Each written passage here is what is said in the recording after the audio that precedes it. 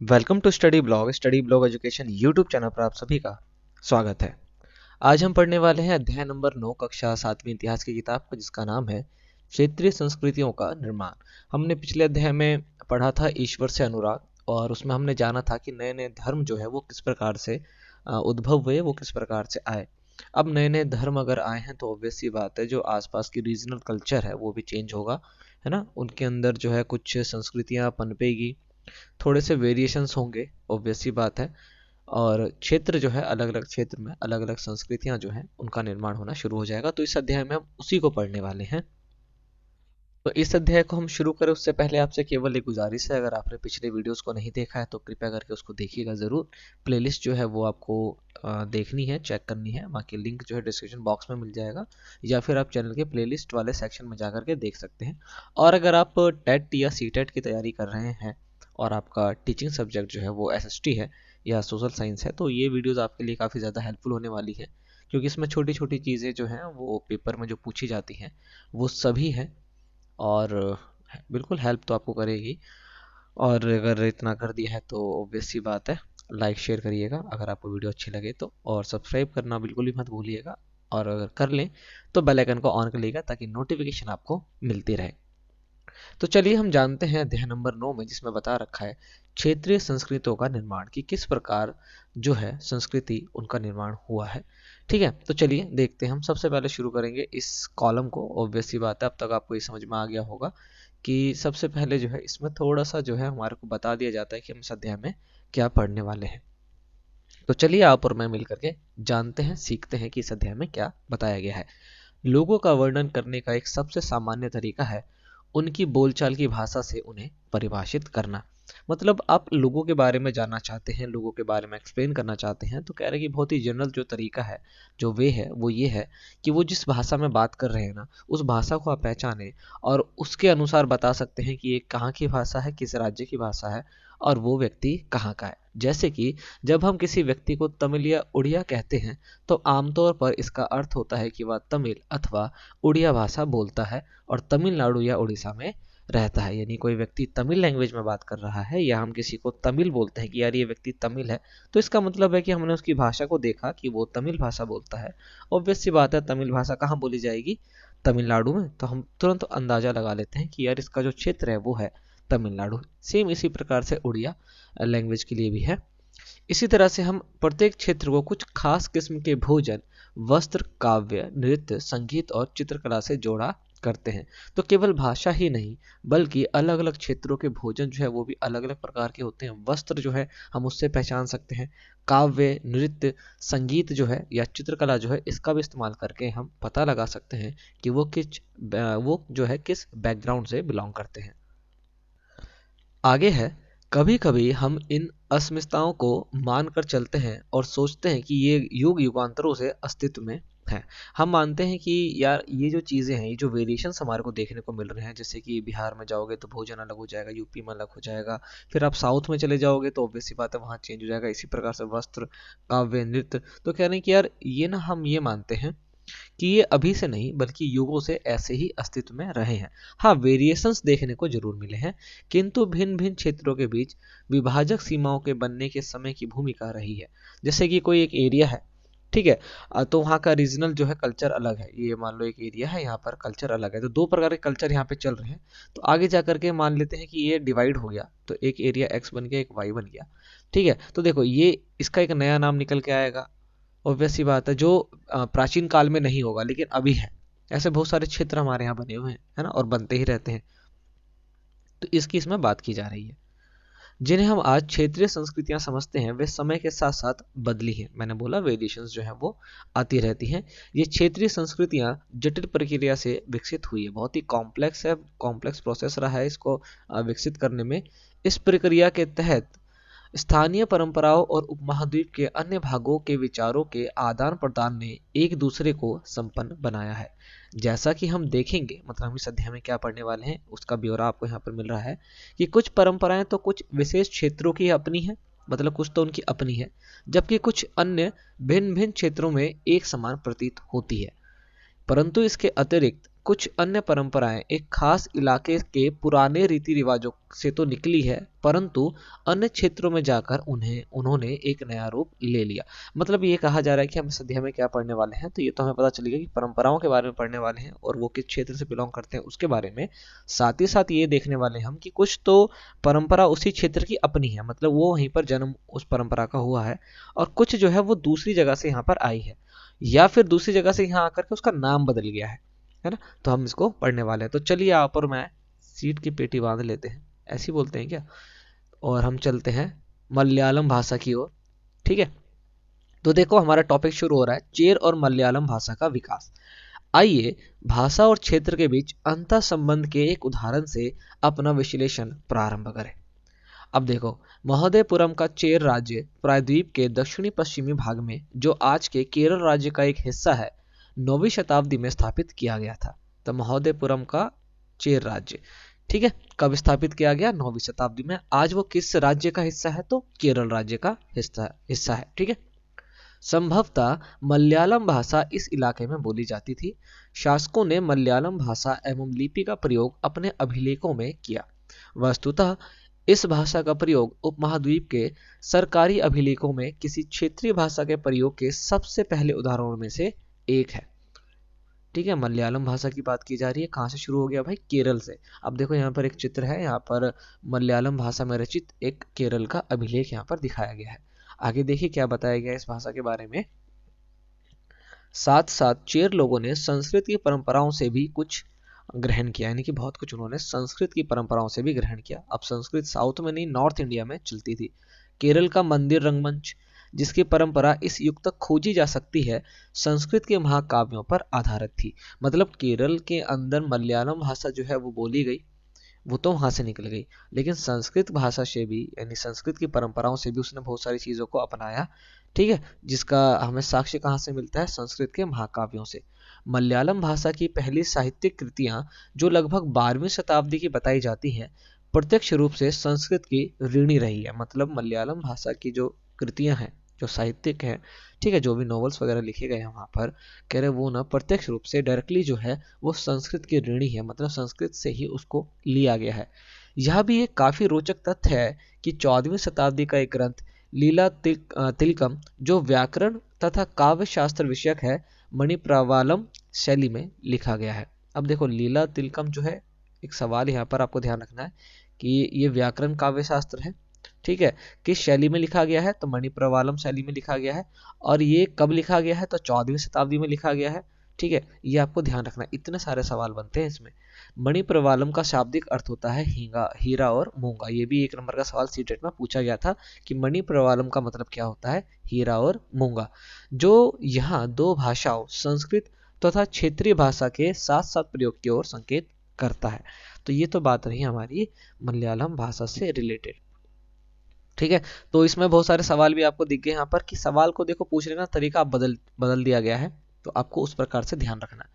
आगे देखिए क्या है, शासक और धार्मिक परंपराएं, जगन्नाथी संप्रदा।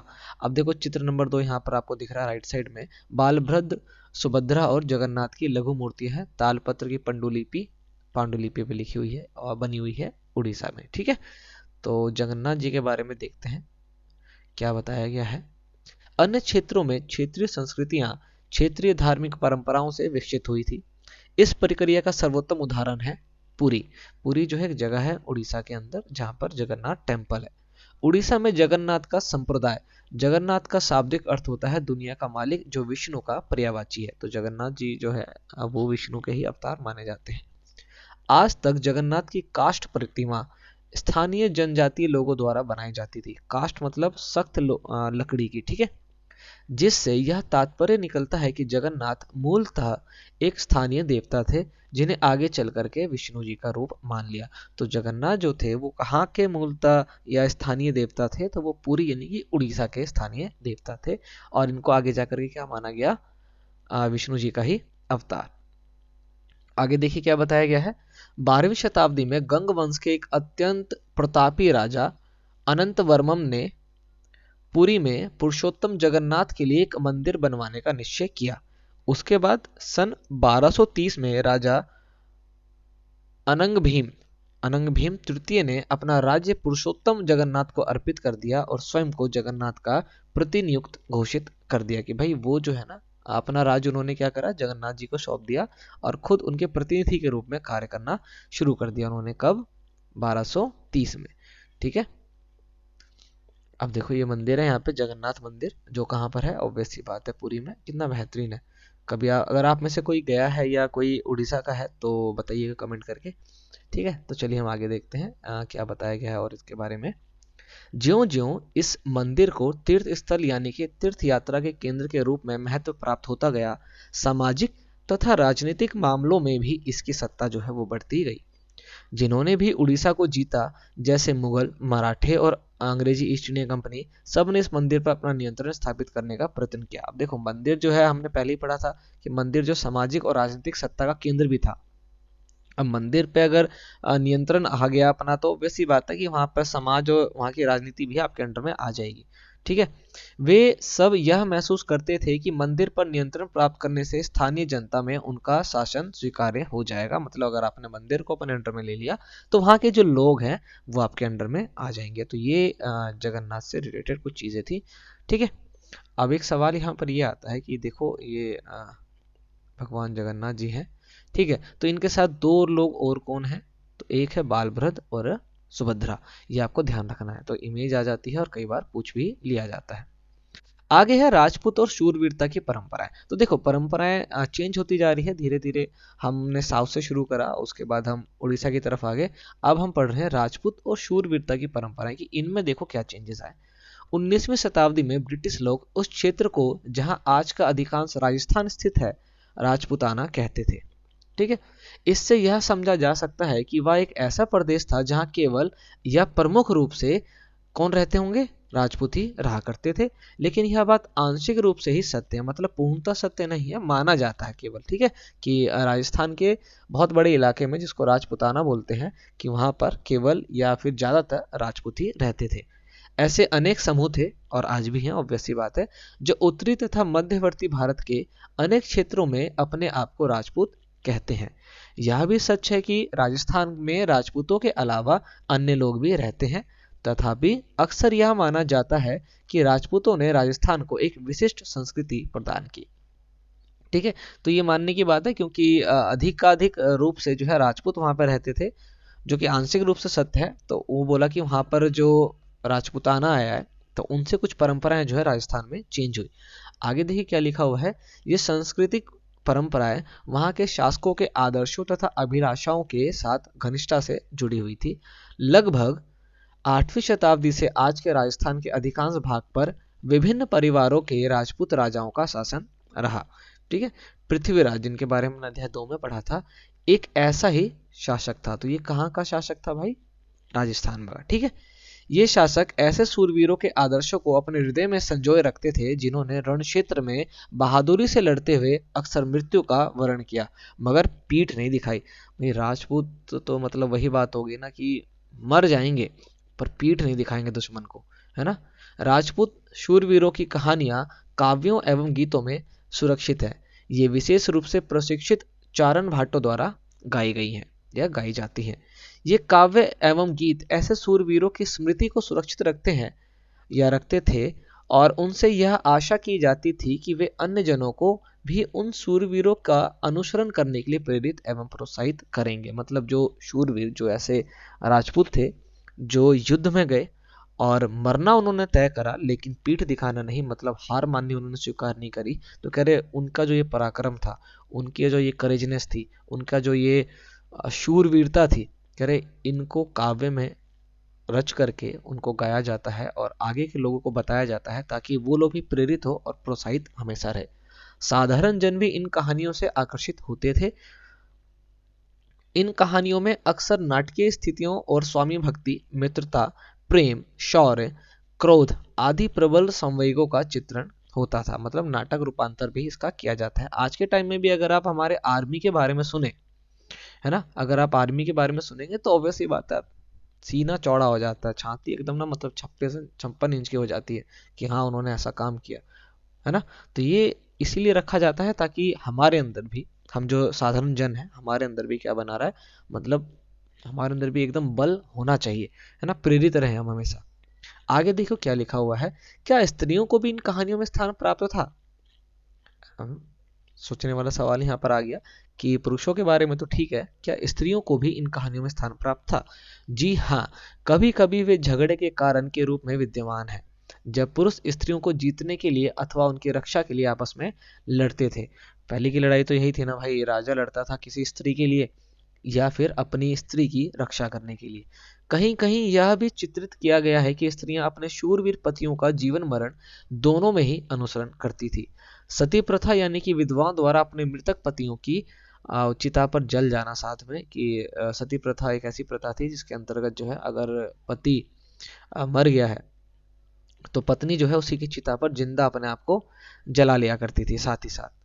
ठीक है, तो ये भी कहानियां, यानी इसके बारे में भी कुछ कहानियों में उल्लेख पाया गया है। इस प्रकार जो लोग शूरवीरता के आदर्शों का पालन करते थे उन्हें अक्सर इन आदर्शों के लिए अपने जीवन का बलिदान करना होता था। बहुत ही सती प्रथा तो रियली में बहुत ही टफ अब बंद हो गया है।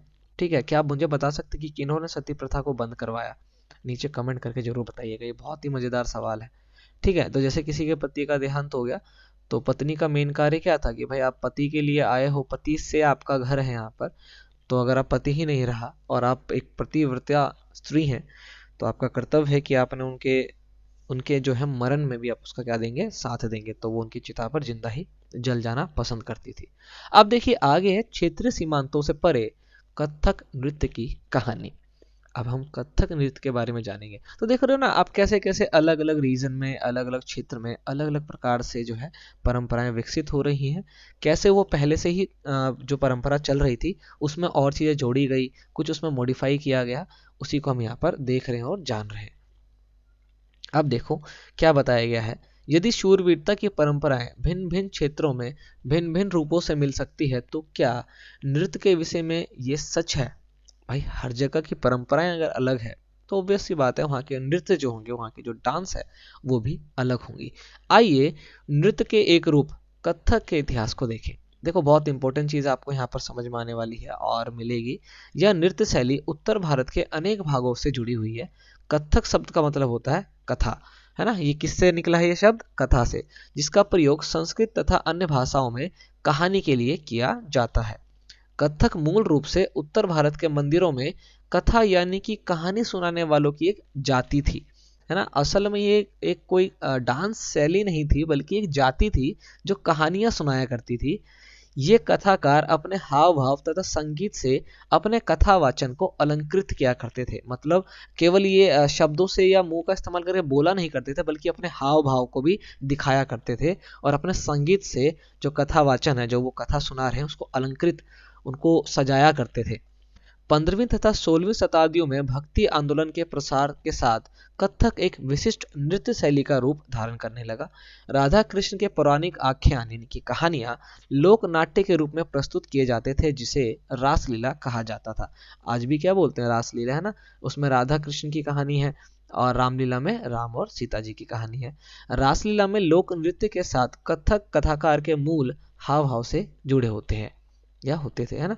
ये देखो ये खुजराहो के मंदिर है यहाँ पर, कक्षा में नृत्य की कक्षा है यहाँ पर, लक्ष्मी मंदिर खुजराहो। कि देखो यहाँ पर डांस जो है वो सिखाया जा रहा है आपके लेफ्ट साइड में, आप देख सकते हैं इसे, है ना। आज का तो डांस का तरीका अलग हो चुका है पूरा। अब देखो आगे क्या बताया गया है, मुगल बादशाहों और अपने अभिजातों के शासन काल में कथक नृत्य राज दरबार में प्रस्तुत किया जाता था। अब मुगल बादशाह आ गए तो ऑब्वियस सी बात है अब नृत्य का प्रदर्शन कहाँ किया जाने लगा, राज दरबार में, राजा के दरबार के अंदर, जहां इस नृत्य ने अपने वर्तमान अभिलक्षण अर्जित किए और वह एक विशिष्ट नृत्य शैली के रूप में विकसित हो गया, बड़े स्केल पर आ गया, है ना। आगे चलकर यह दो परंपराओं अर्थात घरानों और फूला फला राजस्थान जयपुर के राज दरबारों में और लखनऊ में ये फैल गया। तो घरानों में मतलब राजस्थान के अंदर और फूला फला मतलब लखनऊ में ये बाहर की ओर फैल गया। अवध में अवध के अंतिम नवाब वाजिद अली शाह, ये सवाल पूछा भी गया था और कई बार पूछा जाता है कि अवध के अंतिम नवाब कौन थे, वाजिद अली शाह। इनके संरक्षण में यह एक प्रमुख कला के रूप में उभरा। 1850 से लेकर के 1825 के दौरान यह नृत्य शैली के रूप में इन दो क्षेत्रों में ही नहीं बल्कि आज के पंजाब, हरियाणा, जम्मू और कश्मीर, बिहार तथा मध्य प्रदेश के निकटवर्ती इलाकों में भी पक्के तौर पर स्थापित हो गया। तो देखो कथक कहाँ से निकला और कहाँ तक आ गया, है ना। तो ये जो परंपरा है ये ऑब्वियस सी बात है एक दिन में नहीं हुआ, इसलिए इतिहास में इनका वर्णन किया गया है कि ये एक दिन या एक महीने या एक साल की चीजें नहीं है, इनमें बहुत टाइम लगा है, 25-25-30 साल लगे हैं, है ना, तब जाकर के इतना फला फूला है। आगे है इसकी प्रस्तुति में क्लिष्ट तथा द्रुतपद संचालन, उत्तम वेशभूषा तथा कहानियों के प्रस्तुतिकरण एवं अभिनय पर जोर दिया जाने लगा। आपने कथक अगर डांस देखा होगा तो आपको समझ में आ जाएगा। अनेक अन्य सांस्कृतिक गतिविधियों की इस तरह कथक को भी 19वीं तथा 20वीं शताब्दियों में अधिकांश ब्रिटिश प्रशासकों ने नापसंद कर दिया। अब अंग्रेजों को दिक्कत होगी भाई, इनको तो हर चीज से दिक्कत है ना। फिर भी यह जीवित बचा रहा और गणिकाओं द्वारा पेश किया जाता रहा। स्वतंत्रता प्राप्ति के बाद तो देश में यह 6 शास्त्रीय नृत्यों के रूप में मान्यता इसको मिल गई। अब देखो कथक कहाँ से निकला, कथक बेसिकली कोई नृत्य तो शैली थी नहीं, स्टार्टिंग में क्या था, ये एक जाति के लोग थे जो कथा सुनाया करते थे, ईश्वर के कथावाचक थे। धीरे धीरे वो, क्योंकि वो अपने हाव भाव के द्वारा प्रस्तुत किया करते थे, अपनी वेशभूषा उस तरह से बनाया करते थे जिस वजह से लोग ना उसको एक तरह से मतलब रिलेट कर पाते थे बहुत अच्छे से। धीरे धीरे क्या हुआ, वो फैलने लगा, बड़े स्केल पर होने लगा। अच्छा, जब मुगल आए तभी वो ऑब्वियस सी बात है फैला, लेकिन ब्रिटिश जब सरकार आ गई तो उन्होंने इसको नापसंद किया और उसके बावजूद ये उतनी स्पीड से तो नहीं फैला लेकिन बचा रहा। और आज के टाइम में हमारे स्वतंत्रता के बाद हमारे देश में ये 6 शास्त्रीय नृत्यों के रूप में इसको मान्यता प्राप्त है। तो ये शास्त्रीय नृत्य है हमारा, ठीक है। अब यहाँ पर पॉइंट आ गया शास्त्रीय नृत्य ये क्या चीज होती है, तो इसके बारे में इस कॉलम में बताया हुआ है, तो हम देखते हैं। किस कला को शास्त्रीय माना जाएगा, ये हम जानते हैं। इस प्रश्न का उत्तर देना अक्सर बहुत कठिन होता है। क्या हम उस रूप या शैली को शास्त्रीय कहते हैं जिसका विषय धार्मिक हो, अथवा क्या हम उसे शास्त्रीय इसलिए मानते हैं क्योंकि उसके लिए अत्यधिक कौशल की आवश्यकता होती है ना, जो कई वर्षों के लंबे प्रशिक्षण से ही प्राप्त होता है, अथवा यह शास्त्रीय इसलिए है क्योंकि यह निर्धारित नियमों के अनुसार ही प्रदर्शित या प्रस्तुत किया जाता है और उसमें विभिन्नताओं को प्रोत्साहन नहीं दिया जाता। ये ऐसे प्रश्न हैं जिन पर हमें विचार करने की आवश्यकता है। यह भी स्मरणीय है कि बहुत से ऐसे नृत्य रूपों में जिन्हें लोक नृत्य की श्रेणी में रखा गया है, वे विशिष्टताएं पाई जाती हैं जिन्हें शास्त्रीय रूपों का विशिष्ट लक्षण बताया जाता है। यद्यपि शास्त्रीय विशेषण का प्रयोग उन कला रूपों को रूपों की श्रेष्ठता का सूचक हो सकता है, फिर भी यह हमेशा शब्द सा सही नहीं होता। मतलब कि शास्त्रीय नाटक या शास्त्रीय नृत्य किसे कहा जाएगा इसका कोई स्पष्ट जो है परिभाषा नहीं है, लेकिन वो 6 शास्त्रीय नाटक, उनके नाम आपको यहाँ पर ध्यान रखने हैं हमेशा कि वो 6 कौन से डांस है। तो पहला है भरतनाट्यम जो कि तमिलनाडु में किया जाता है, कथकली केरल के अंदर, इसको कथकली भी बोलते हैं, ओडिशा उड़ीसा के अंदर, कुचिपुड़ी आंध्र प्रदेश के अंदर और मणिपुरी मणिपुर के अंदर। ये 6 वो शास्त्रीय नृत्य हैं जिसका नाम आपको हमेशा ध्यान रखना है और एग्जाम में मैचिंग के तौर पर ये पूछा जाता है। तो भरतनाट्यम रिलेटेड है तमिलनाडु से, कथकली यानी कि कथकली कहाँ से रिलेटेड है, केरल से, ओडिसी कहाँ से रिलेटेड है, उड़ीसा से, कुचिपुड़ी आंध्र प्रदेश और मणिपुरी मणिपुर से। ये वो 6 शास्त्रीय नृत्य हैं और ये आपको ध्यान रखना है हमेशा, ठीक है। तो स्क्रीनशॉट ले लीजिएगा अगर आप नहीं ले पाए अभी तक तो। चलिए हम आगे देखते हैं कि आगे इस अध्याय में और क्या हमें बता रखा है। अब आगे है संरक्षकों के लिए चित्रकला, लघु चित्रों की परंपरा। अब देखो क्या है यहाँ पर, क्या चीज बताई गई, चित्रकला भी क्या परंपराओं से रिलेटेड है, ऑब्वियस सी बात है भाई रिलेटेड है। एक अन्य परंपरा जो कई रीतियों से विकसित हुई वह थी लघु चित्रों की परंपरा। लघु चित्र जैसा कि नाम से पता चलता है छोटे आकार के चित्र होते हैं जिन्हें आमतौर पर जल रंगों से कपड़े या कागज पर चित्रित किया जाता है। प्राचीनतम लघु चित्र तालपत्रों अथवा लकड़ी की तख्तियों पर चित्रित किए जाते थे। इनमें सर्वाधिक सुंदर चित्र जो पश्चिम भारत में पाए गए हैं जैन ग्रंथों को सचित्र बनाने के लिए प्रयोग किए गए थे। मुगल बादशाह अकबर, जहांगीर और शाहजहां ने अत्यंत कुशल चित्रकारों को संरक्षण प्रदान किया था जो प्राथमिक रूप से इतिहास और काव्यों की पांडुलिपियां चित्रित किया करते थे। अब देखो चित्रकला, लघु चित्रकला मतलब छोटे छोटे इमेजेस बनाना। अब अभी के टाइम में तो पेपर्स पे बनाते हैं अगर आप लोग ड्राइंग करते होंगे तो, लेकिन पहले के टाइम में किस पर बनाते थे, लकड़ी की तख्ती पर या तालपत्रों पर। अब इनको बचा के रखना भी बहुत जरूरी है, क्योंकि अगर ये नष्ट हो गए तो फिर भाई इसकी परंपरा खत्म हो जाएगी, फिर आगे लोग सीखेंगे कैसे। ट्रेडिशन खत्म तो नहीं होना चाहिए ना, और अचानक तो बिल्कुल भी नहीं। तो अकबर, जहांगीर और शाहजहां जो है, इन्होंने इसको संरक्षण प्रदान किया था। आगे है, ये पांडुलिपियां आमतौर पर चटक रंगों में चित्रित की जाती है। चटक मटक मतलब एकदम ब्राइट कलर के अंदर, ठीक है। और उनमें दरबार के दृश्य, लड़ाई तथा शिकार के दृश्य और सामाजिक जीवन के अन्य पहलू चित्रित किए जाते थे। तो किस प्रकार की ड्राइंग बनाई गई, तो जैसे राजा का दरबार, उसमें कैसे लोग बैठे हुए हैं, राजा कहाँ बैठा है वो दिखा दिया गया। लड़ाई झगड़े के दौरान जो चीजें हुई हैं उसको दिखा दिया गया, या शिकार करते हुए, जैसे यहाँ पर आप देख सकते हैं शिकार करते हुए यहाँ पर दिखाया गया, बाघ को पकड़ के लेके जा रहे हैं लोग, है ना। या फिर हमारे सामाजिक जीवन के अन्य पहलू, जैसे बाजार के बारे में बता दिया, किसी का घर दिखा दिया। तो इस प्रकार के चित्र जो है वो बनाए जाते थे। अक्सर उपहार के तौर पर भी इन चित्रों का आदान प्रदान किया जाता था। और ये कुछ गिने चुने लोग, बादशाह, किसको दिया जाता है भाई, लोगों या बादशाह या उनके घनिष्ठ जो मित्र हैं उनके द्वारा ही देखे जा सकते थे कि भाई उन्होंने दिया। अब आम आदमी तो दे ही नहीं पाएगा, है ना। अब देखो यहाँ पे चित्र है, कहीं पर बाघ लेके जा रहे हैं, कहीं पर लोग, यहाँ पे देखो एक राजा बैठा हुआ है, ये किसी बाजार का चित्र है ना। ये देखो युद्ध का चित्र आ गया, नीचे हाथी लेकर के गए हुए हैं। अब देखो आगे है, मुगल साम्राज्य के पतन के साथ अनेक चित्रकार मुगल दरबार छोड़कर नए उभरने वाले क्षेत्रीय राज्यों, जो कि हम अगले ही अध्याय में पढ़ने वाले हैं, इनके दरबार में चले गए।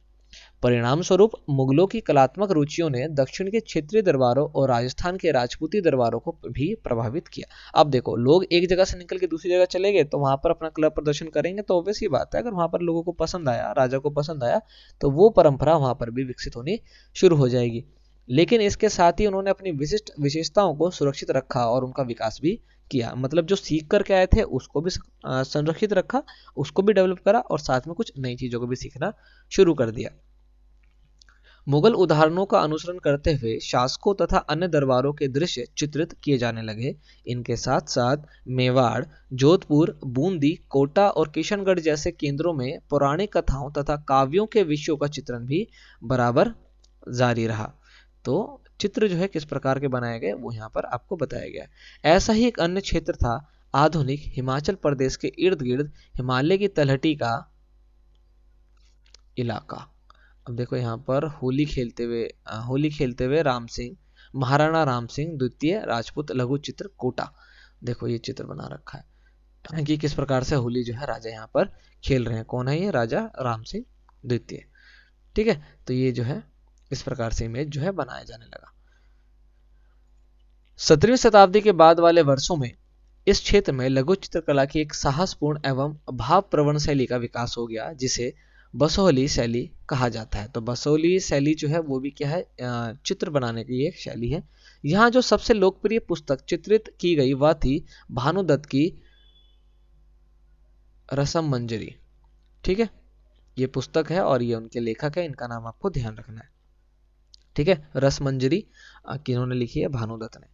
1739 में नादिर शाह के आक्रमण और दिल्ली विजय के परिणाम स्वरूप मुगल कलाकार मैदानी इलाकों की अनिश्चितताओं से बचने के लिए पहाड़ी क्षेत्र की ओर पलायन कर गए। अब यहाँ पर एक और इमेज है जहाँ पर राधा कृष्ण और सखियां जो है, हाँ, राधा कृष्ण और उनकी सखियां पहाड़ी लघु चित्र बना रखे हैं यहाँ पर। तो देखो यहाँ पर कृष्ण जी बैठे हुए हैं, उनकी सखियां हैं, राधा जी बैठी हुई हैं। तो ये एक चित्र बनाया हुआ है ना। अब ये लोग पलायन कर गए भाई यहाँ से। उसके बाद क्या हुआ, उन्हें वहां जाते ही आश्रयदाता तैयार मिले। आश्रयदाता वो व्यक्ति होता है, जैसे आपके घर कोई आया, है ना, तो आपने उसको क्या करा, आश्रय दे दिया, अपने घर में रहने के लिए जगह दे दी, उसके लिए प्रबंध कर दिया सब कुछ, तो आप क्या बन गए उसके लिए, आश्रयदाता।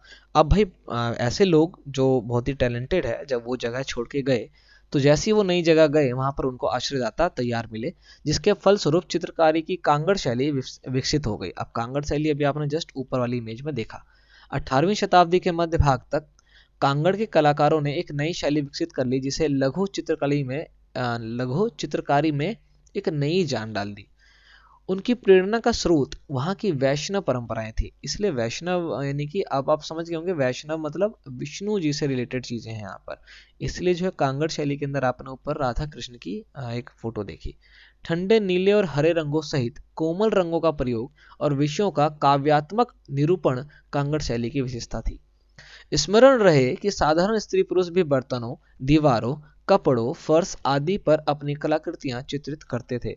कला के इस नमूने में से कुछ ही बच पाते थे, क्योंकि भाई देखो, जो राज दरबारी होगा या राजा के लिए कार्य करेगा या जो बड़ा व्यक्ति होगा, चित्रकार होगा, उसकी चीज़ों को संरक्षित रखा जाता है। लेकिन जो जन साधारण है, जो लोग हैं, वो दीवारों पर बना रहे हैं, बर्तनों पर बना रहे हैं, तो उनमें से बहुत कुछ बच पाएंगे या ज़्यादातर नष्ट हो जाते हैं, क्योंकि उनको जो है बचा के नहीं रखा जाता। इसीलिए उनमें से कुछ नमूने ही रह पाए। इसके विपरीत लघु चित्र राजमहलों में सावधानी पूर्वक रखे जाते थे, जिससे वह सदियों तक सुरक्षित रहे। तो इसलिए लघु चित्रों के बारे में ज़्यादा पता है हमारे को, और जो नॉर्मल बर्तनों, दीवारों पर या कपड़ों पर या फर्श पर जो चित्रकारी की गई थी उसके बारे में कम। अब नेक्स्ट है बंगाल। बंगाल के बारे में पढ़ने वाले हैं। बंगाल, नजदीक से एक नजर। एक क्षेत्रीय भाषा का विकास। कौन सी भाषा? ऑब्वियस सी बात है, बंगाली। जैसा कि हमने प्रारंभ में देखा था, हम अक्सर क्षेत्रों के नाम वहां के निवासियों द्वारा बोली जाने वाली भाषा के अनुसार निर्धारित करते हैं। इसलिए हम यह मान लेते हैं कि बंगाल में लोग हमेशा बंगाली यानी कि बंगला ही बोलते थे। किंतु यह एक दिलचस्प बात है कि आज बंगाली संस्कृत से निकली हुई भाषा मानी जाती है। देखो कितना इंपॉर्टेंट एक चीज आपको यहाँ पे पता लगी कि जो बंगाली लैंग्वेज है वो संस्कृत से ही निकली हुई एक भाषा है। प्रारंभिक था थोड़ा सा मॉडिफाई करके, है ना। तो प्रारंभिक यानी कि स्टार्टिंग के 17वीं शताब्दी की बात हो रही है। तो प्रारंभिक संस्कृत ग्रंथों के अध्ययन से यह पता चलता है कि बंगाल के लोग संस्कृत से उपजी हुई भाषा नहीं बोलते थे। तो फिर नई भाषा का उद्भव कैसे हुआ, है ना। अब यहाँ पर नीचे एक ऑब्वियस सी बात है, आपको एक पांडुलिपि या तालपत्र मिलेगा। सबसे पहली बंगाली रामायण के तालपत्र की पांडुलिपि का एक पृष्ठ है यहाँ पर। तो ये देखो रामायण लिखी हुई है यहाँ पर, ठीक है। अब यहाँ पर है ईसा पूर्व चौथी तीसरी शताब्दी से बंगाल और मगध, जो कि आज का दक्षिणी बिहार है, इसके बीच वाणिज्य संबंध स्थापित होने लगे थे, मतलब व्यापार होने लगा, जिसके कारण संभवतः संस्कृत का प्रभाव बढ़ता गया होगा। चौथी शताब्दी के दौरान गुप्त वंशीय शासकों ने उत्तरी बंगाल पर अपना राजनीतिक नियंत्रण स्थापित कर लिया और वहां ब्राह्मणों को बसाना शुरू कर दिया। इस प्रकार गंगा की मध्य घाटी के भाषाई तथा सांस्कृतिक प्रभाव अधिक प्रबल हो गए और 7वीं शताब्दी में चीनी यात्री वेंगसांग ने यह पाया कि बंगाल में सर्वत्र संस्कृत से संबंधित भाषाओं का प्रयोग हो रहा था। अब देखो यहाँ से पंडितों को वहां पर अगर बसा दिया गया तो ऑब्वियस सी बात है वो अपनी भाषा बोलेंगे, और क्योंकि जनसंख्या में ज्यादा थे वो लोग, तो धीरे धीरे क्या हुआ, वहां पर संस्कृत डोमिनेट करने लगी।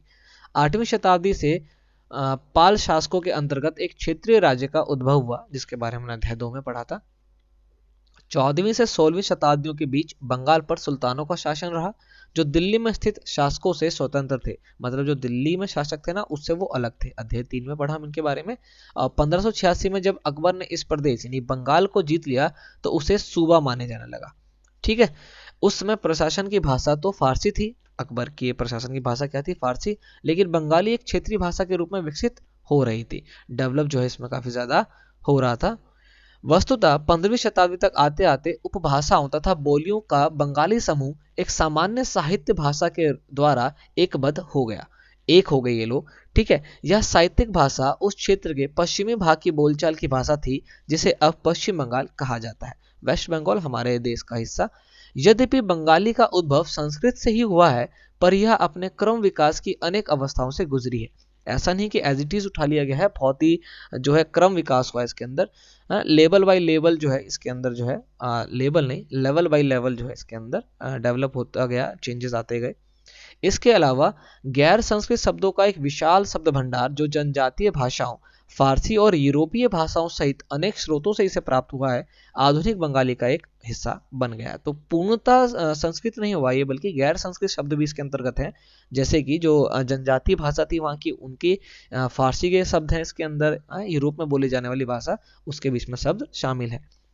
बंगाली के प्रारंभिक साहित्य के दो श्रेणियों में बांटा जाता है, यानी कि बंगाली के प्रारंभिक साहित्यों को दो श्रेणियों में बांटा जा सकता है। एक श्रेणी है संस्कृत की ऋणी, ठीक है। एक श्रेणी होगी जिसमें से पूर्णतः संस्कृत, और दूसरी जो है वो संस्कृत से बिल्कुल स्वतंत्र है, अलग है। पहली श्रेणी में संस्कृत महाकाव्यों के अनुवाद, मंगल काव्य, शाब्दिक अर्थ में शुभ यानी कि मांगलिक काव्य, या जो वहाँ के स्थानीय देवी देवताओं से संबंधित रहे हैं, उनके बारे में बात की गई है। और भक्ति साहित्य जैसे कि गौड़ीय वैष्णव आंदोलन के नेता श्री चैतन्य देव की जीवनियों के बारे में इसमें लिखा हुआ है। पिछले अध्याय में हम इनके बारे में पढ़ा था हमने। तो और दूसरी श्रेणी में नाथ साहित्य शामिल है, जैसे कि मैनामती, गोपी चंद्र के गीत हैं इसके अंदर, धर्म ठाकुर की पूजा से संबंधित कहानियां हैं, परी कथा है, कुछ लोक कथा है, कुछ गाथा गीत है। तो देखो दो श्रेणी होगी, पहला हो गया मंगल काव्य जो संस्कृत की ऋणी रही है पूर्णतः, ठीक है, और दूसरी श्रेणी होगी जो स्वतंत्र है, बंगाली, संस्कृत की ऋणी नहीं है, बंगाली भाषा में लिखी हुई है, जैसे कि मैनामती, गोपी चंद्र के गीत है इसके अंदर, धर्म ठाकुर की पूजा से संबंधित कहानियां हैं, परी कथा है, कुछ कुछ लोक कथा है और कुछ गाथा गीत है वहां पे। तो ये आपको ध्यान रखना है। तो जो नाम आपको दिख रहे हैं वो थोड़े से इंपॉर्टेंट हो जाते हैं यहाँ पर। अब देखो आपने ऊपर ही नाम पढ़ा, जो बंगाली लैंग्वेज जो है, या बंगाली लैंग्वेज का वो हिस्सा जो संस्कृत की ऋणी नहीं है, उससे पूर्णतः स्वतंत्र है, उसमें आपने नाम पढ़ा कि मैनावती, गोपीचंद्र और धर्म ठाकुर। तो नाथ लोग सन्यासी होते थे जो तरह तरह की योगिक क्रियाएं करते हैं, योग करते थे, योगासन, ठीक है।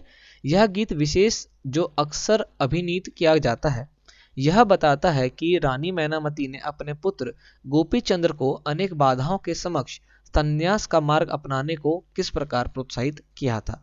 धर्म ठाकुर एक क्षेत्रीय लोकप्रिय देव हैं जिनकी पूजा अक्सर एक पत्थर या काठ की मूर्ति के रूप में की जाती है। अब काठ एक वैसी लकड़ी होती है जो बहुत पुरानी हो गई हो और सख्त हो गई है, बहुत हार्ड हो गई है ना। आगे है, पहली श्रेणी के ग्रंथों का काल निर्णय करना अपेक्षाकृत सरल है, क्योंकि ऐसी अनेक पांडुलिपियां पाई गई हैं जिनमें यह इंगित किया गया है कि उनकी रचना 15वीं शताब्दी के उत्तरार्ध और 18वीं शताब्दी के मध्य भाग के बीच की गई थी। तो पहली श्रेणी की जो संस्कृत से रिलेटेड शब्द है, जो संस्कृत से रिलेटेड काव्य है, उसका तो हमें समय पता चल गया।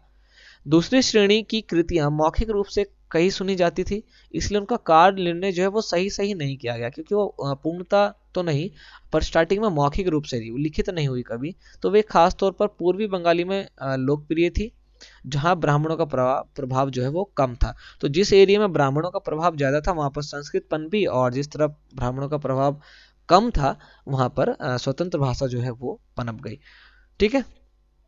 तो ये रही बंगाली के बात में, बंगाली के बारे में जो लैंग्वेज है। आगे है पीर और मंदिर, है ना। अब देखो यहाँ से भी परंपराओं पर डिफरेंस क्रिएट होता है। जो पीर हैं, जो मंदिर हैं, ऑब्वियस सी बात है।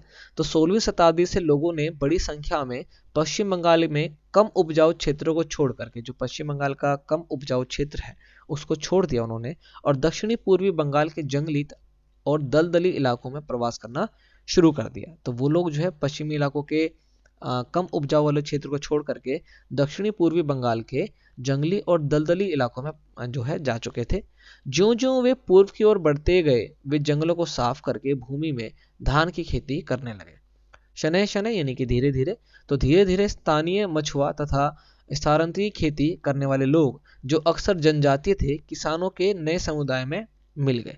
तो वहां के लोग जो है किसानों के नए समुदाय में मिल गए, ऑब्वियस सी बात है, क्योंकि अब पूर्व में लोग आएंगे तो पूर्व में पहले से भी तो लोग रह रहे थे ना। इन्हीं दिनों बंगाल पर मुगलों का नियंत्रण स्थापित हो गया था, जिन्होंने पूर्वी डेल्टा प्रदेश के केंद्रीय भाग में स्थित ढाका नगर में अपनी राजधानी स्थापित की। अधिकारी और कर्मचारी लोग भूमि प्राप्त करके अक्सर उस पर मस्जिदें बना लेते थे, जो इन इलाकों के धार्मिक रूपांतरण के केंद्रों के रूप में काम आती थी। अब देखो क्या करा, कब्जा करा और क्या बना लिया, मस्जिद बना लिया वहां पर। तो ऑब्वियस सी बात है, जो आसपास लोग रहेंगे वो उस मस्जिद से काफी प्रभावित हो जाएंगे, तो परंपरा के ऊपर जो है ना उसका भी प्रभाव पड़ने लगेगा। प्रारंभ में बाहर से आकर यहाँ बसने वाले लोग इन अस्थिर परिस्थितियों में रहने के लिए कुछ व्यवस्था तथा आश्वासन चाहते थे कि भाई इतने सारे यहाँ पर चेंजेस अगर आ रहे हैं तो हमें कुछ व्यवस्था कर दीजिए, और हाँ हमें ये आश्वासन दीजिए कि बदलाव ज्यादा नहीं होंगे।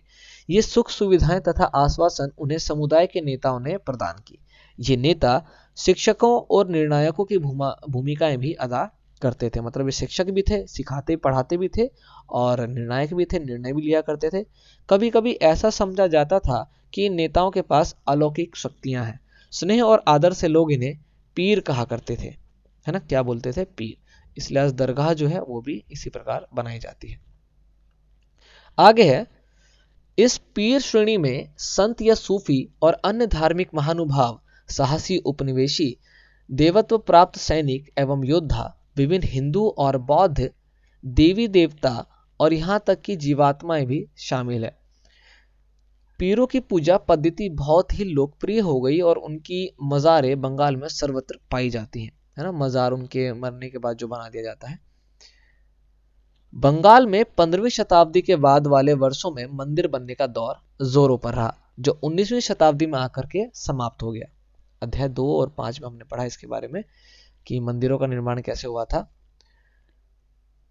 कि मंदिर और अन्य धार्मिक भवन अक्सर उन व्यक्तियों या समूहों द्वारा बनाए जाते थे जो शक्तिशाली बन रहे थे। भाई जिस पर पैसा है वही बनाएगा, है ना, या फिर व्यापारी या फिर राजा। वे इनके माध्यम से अपनी शक्ति तथा भक्ति भाव का प्रदर्शन करना चाहते थे। बंगाल में साधारण ईंटों और मिट्टी गारे से अनेक मंदिर निम्न सामाजिक समूहों जैसे कि कालू यानी कि तेली, कंसारी आदि के समर्थन से बनाए गए थे। निम्न मतलब छोटी जाति के, ठीक है, या छोटे समूह। यूरोप की व्यापारिक कंपनियों के आ जाने से नए आर्थिक अवसर पैदा हुए।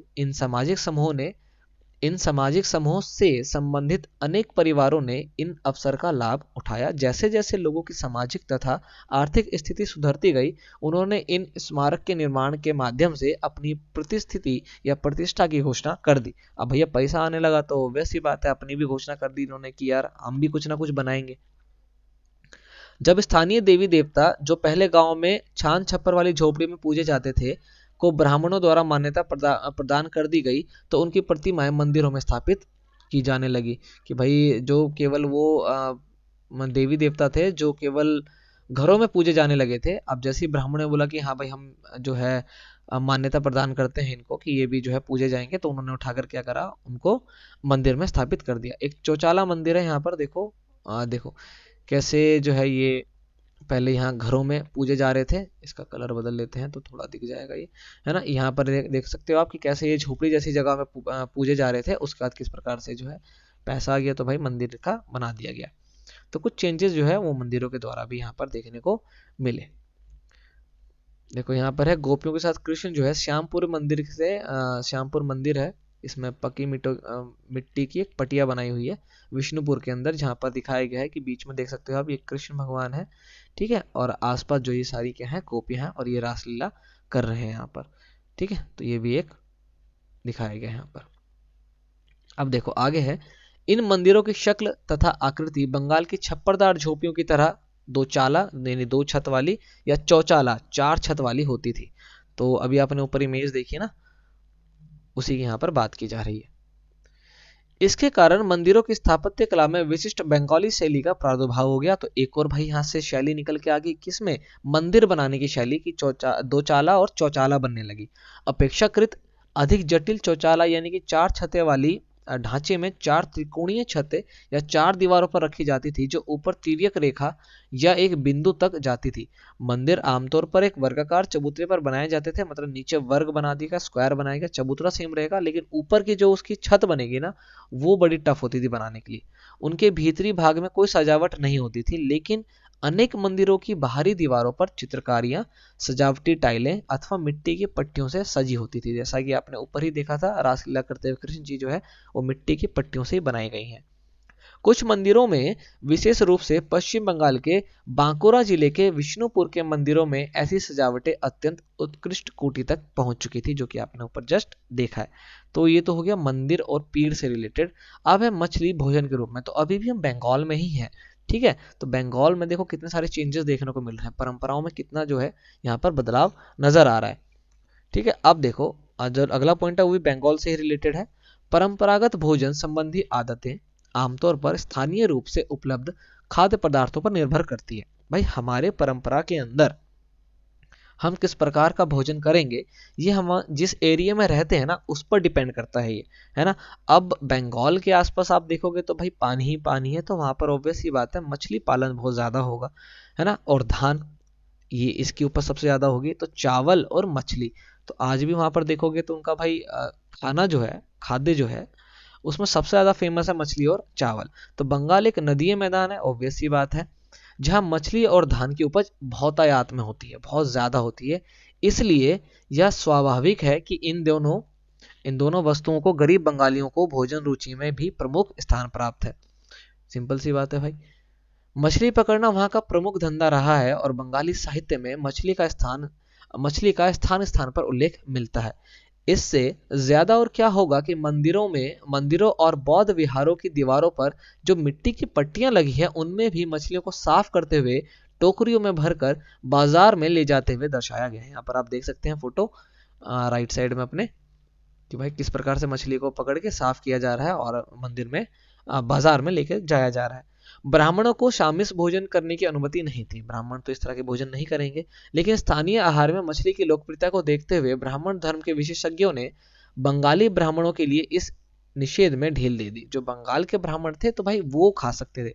अब देखो, भाई मछली पालन सबसे ज्यादा है वहां पर, मछली मछली का ही उत्पादन सबसे ज्यादा है, क्योंकि भाई आसपास में नदी नदी है, तो और कुछ तो उगा नहीं सकते हैं ना। अब ब्राह्मण वहां पर रह रहे हैं तो यार वो तो नहीं खा सकते हैं। तो कहा कि यार जो स्थानीय आहार है उनका मछली, ये वो लोग खा सकते हैं जो ब्राह्मण कहाँ के हो गए हैं, बंगाली हो चुके हैं। तो ब्रह्म वृद्ध धर्म पुराण जो बंगाल में रचित 13वीं शताब्दी का संस्कृत ग्रंथ है, एक ग्रंथ है यहाँ पे वृद्ध धर्म पुराण जो बंगाल में रचित है। किस लैंग्वेज में लिखा गया है? संस्कृत में लिखा गया है।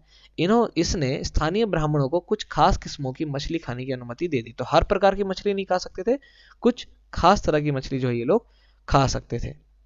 अब बंगाल में इतना हो गया, तो देखो ये चित्र 14 है। घरेलू उपयोग के लिए मछली तैयार करते हुए विशाल लक्ष्मी मंदिर से पकी मिट्टी का एक फलक आराम बाग के अंदर। तो देखो घरेलू यानी घर पे ले जा करके मछली क्या करेंगे, खाएंगे भाई, उनका स्थानीय भोजन है ये।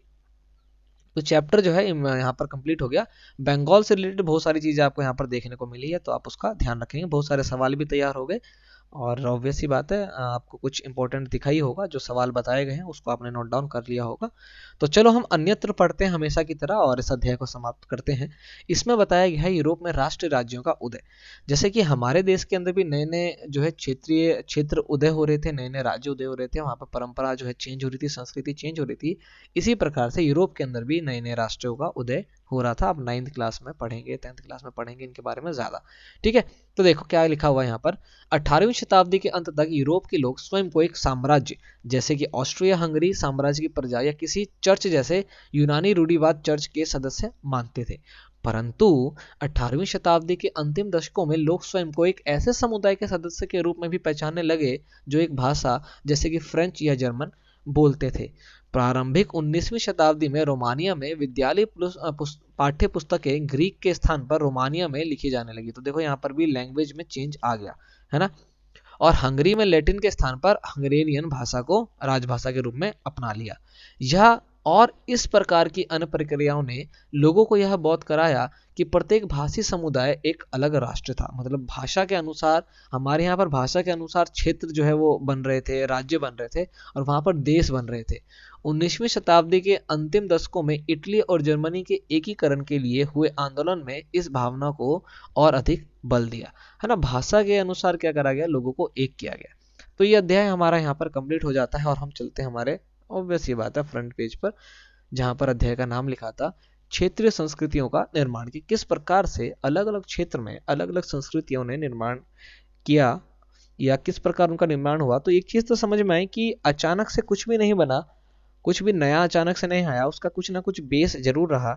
और सभी धर्मों का, सभी संस्कृतियों का जो बेस रहा है वो संस्कृत भाषा से निकल के आया। इस अध्याय में हमने इसको जाना। हाँ, पूर्णतः संस्कृत नहीं था, कुछ चीजें चेंज भी हुई उसके अंदर। तो अलग अलग राज्यों में, अलग अलग क्षेत्र में जिस तरह की संस्कृति पनपी उसके बारे में आपने जान लिया और याद भी कर लिया होगा। बाकी 9वां चैप्टर यहाँ पर हमारा कंप्लीट हो जाता है। इसके बाद एक अध्याय और रह जाएगा, उसके बाद ये 7th की जो हिस्ट्री है कंप्लीट हो जाएगी। बाकी 8th और 6th की भी हिस्ट्री जो है ऑलरेडी प्लेलिस्ट में अवेलेबल है, चेक कर लीजिएगा। नोट्स वगैरह से अगर आपको पढ़ना है तो वो भी प्लेलिस्ट बना रखी है, तो उनको भी चेक कर लीजिएगा, वहाँ पर मिल जाएगा आपको, तो वहाँ से भी आप पढ़ सकते हैं। तो हर तरह से सेम चीज़ को पढ़ने के तरीके जो भी हो सकते हैं वो बना रखी है प्लेलिस्ट, हर तरह की वीडियोस अवेलेबल है। तो एक बार जा करके चेक जरूर करिएगा, आप चेक करते नहीं फिर कमेंट कर देते नीचे, ठीक है। तो बाकी हम मिलेंगे आपसे नेक्स्ट वीडियो में, तब तक के लिए पढ़ते रहिए, मस्त रहिए, स्वस्थ रहिए। जय हिंद। और हाँ, लाइक शेयर या सब्सक्राइब करना बिल्कुल भी मत भूलिएगा। जय हिंद।